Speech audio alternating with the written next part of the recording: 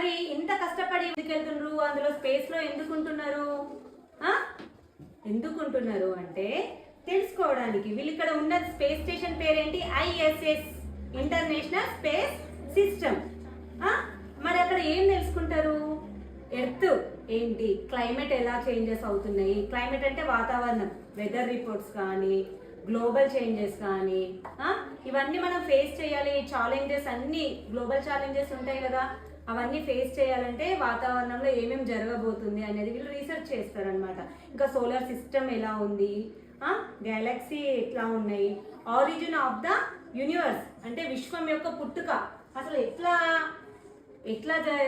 ఇదంతా స్టార్ట్ అయ్యింది అనేది వాళ్ళు అక్కడ రీసెర్చ్ చేస్తారనమాట.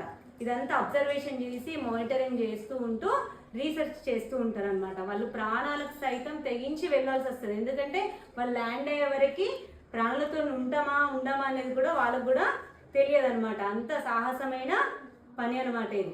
సో ఇదంతా మనందరి కోసమే, మనం ఫ్యూచర్లో బాగుండడం కోసమే కదా రీసెర్చ్ అంతా, అవునా?